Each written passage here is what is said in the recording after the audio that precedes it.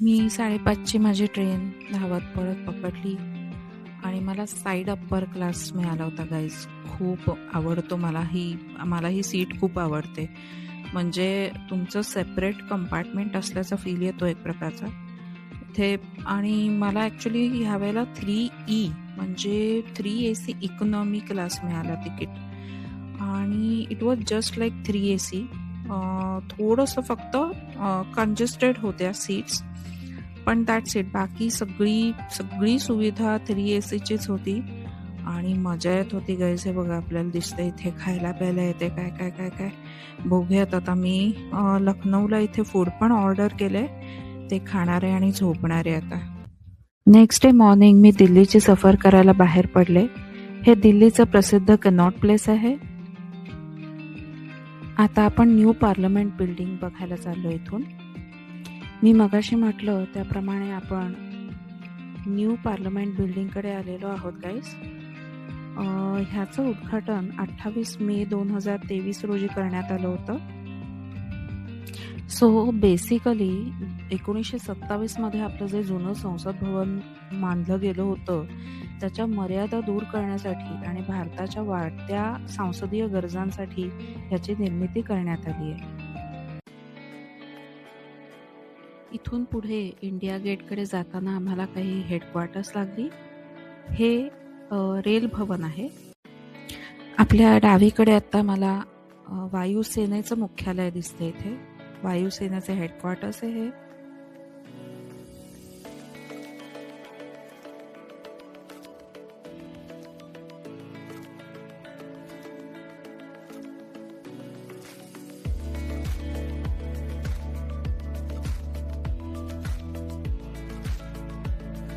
ह्यानंतर डावीकडे आपल्याला उद्योग भवनची बिल्डिंग दिसते आहे.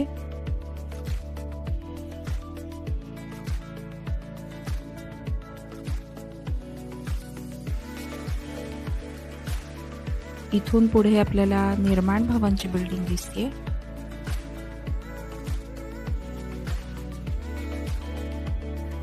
ही जी पांढरी शुभ्र बिल्डिंग आपल्याला दिसते आहे ती विज्ञान भवनची बिल्डिंग आहे. आणि तुम्ही ॲक्च्युली नोटीस केलं असेल तर हे रस्ते इतके सुंदर आहेत. जे हेडक्वार्टर्सच्या जवळचे ह्या जे रस्ते आहेत, हे जे रस्ते आहेत ते अतिशय स्वच्छ रस्ते आहेत. भरपूर झाडी आहे इथे आणि ओव्हरऑल बरंच डिसिप्लिन्ड वातावरण आहे इथे. इथे उजवीकडे आपण वाणिज्य भवनची बिल्डिंग बघतोय.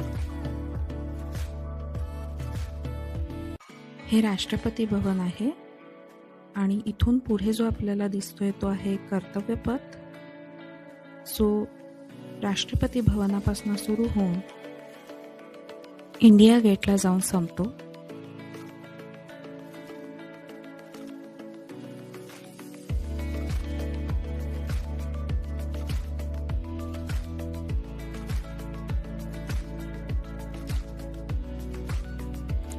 कर्तव्य पथ, ज्याला राजपथ असं सुद्धा म्हणतात, हा एक भव्य सेरेमोनियल रोड आहे. ह्या रस्त्याच्या दोन्ही बाजूला ग्रीन लॉन्स, कॅनल्स आणि वेगवेगळ्या झाडांच्या रांगाच्या रांगा आपल्याला दिसतात. त्यामुळे इथे जे टुरिस्ट्स किंवा इतर जी लोक ह्या जागेला भेट द्यायला येतात त्यांच्यासाठी अतिशय रमणीय असं वातावरण निर्माण होतं. इथे ह्या रस्त्यांवर काही माहिती फलक लावले आहेत. रिसेंटली ह्या रस्त्याचं म्हणजेच कर्तव्य पथचं रिनोव्हेशन जानेवारी 2021 ते सप्टेंबर 2022 या काळात झालेलं आहे.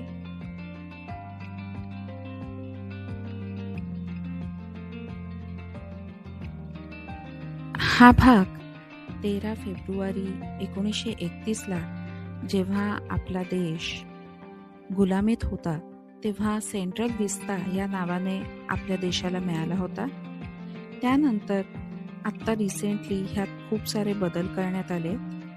पार्किंग, त्यानंतर मी आत्ता चालले तो अंडरपास, यासारख्या इतर काही सुविधा आणि मुख्य म्हणजे इथे जे फोटो दाखवले त्याप्रमाणे कॅनल्स, झाडं, रस्त्याचं सुशोभीकरण अशा अनेक गोष्टींमध्ये बदलाव आणून सप्टेंबर 2022ला हा कर्तव्य पथ पब्लिकसाठी ओपन करण्यात आला.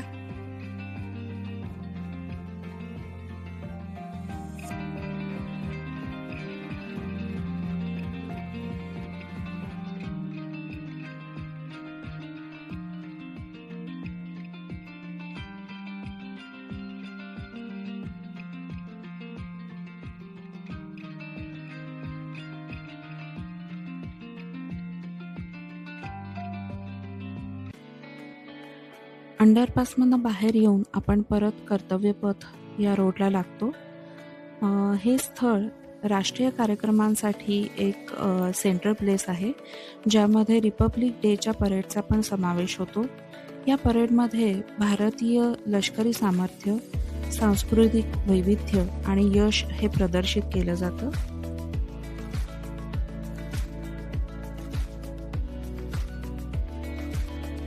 इंडिया गेट पूर्वी सर्व भारत युद्ध स्मारक म्हणून ओळखलं जायचं.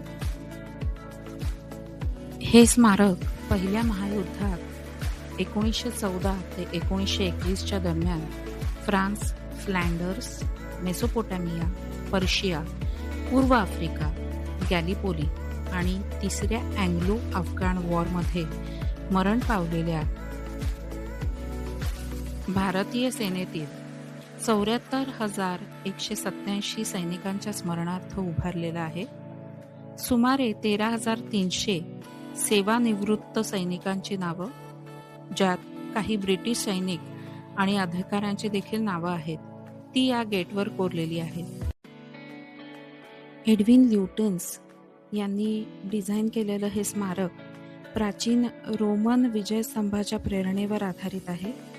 1971च्या भारत-पाकिस्तान युद्धानंतर या इथे एक मेमोरियल स्ट्रक्चर उभारण्यात आलं होतं, ज्यामध्ये एक काळी संगमरवरी तक्ती, उलटलेली रायफल ज्यावर युद्ध हेल्मेट ठेवलेलं होतं, 4 शाश्वत ज्वालांनी वेढलेली अशी ही रचना आर्क खाली उभारण्यात आली होती. अमर जवान ज्योती ह्या नावाने ही रचना ओळखली जायची. जानेवारी 2022मध्ये अमर जवान ज्योतीवरील शाश्वत ज्वाला जवळच असलेल्या राष्ट्रीय युद्ध स्मारकातील शाश्वत ज्वालेसोबत विधीपूर्वक एकत्र करण्यात आली. इथे समोरच आपण बघतोय काळ्या ग्रॅनाइटपासून बनवलेला नेताजी सुभाषचंद्र बोस यांचा पुतळा. या पुतळ्याची उंची एकूण 28 फूट आहे. हा पुतळा शिल्पकार अरुण योगीराज यांनी घडवलेला आहे. सुंदर विविध रंगी फुलांचे ताटवे, वेगवेगळे कॅनल्स, कारंजी असं सगळं बघत बघत मी माझ्या परतीच्या प्रवासाची सुरुवात केली. इथून बाहेर पडून मी पुढे स्वामीनारायण टेम्पल म्हणजेच अक्षरधाम टेम्पलला जाणार होते. मला ॲक्च्युली फॉरेन टूर करते असं वाटायला लागलं होतं. इंडिया गेटवरनं निघाल्यावर आम्हाला काही मान्यवरांची घरं रस्त्यामध्ये लागली. उजवीकडे आपण पाहतोय श्रीमती सोनिया गांधी यांचं निवासस्थान. तिथून पुढे गेल्यावर माननीय श्री नितीन गडकरी यांचं निवासस्थान लागलं आणि काही अंतरावर पुढे गेल्यावर आम्हाला आपले पंतप्रधान श्री नरेंद्र मोदी यांचं निवासस्थान लागलं.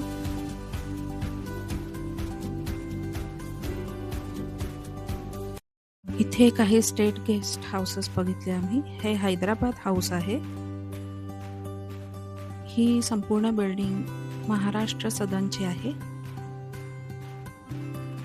अशीच इतरही काही स्टेट गेस्ट हाऊसेस आम्ही इथे बघितली.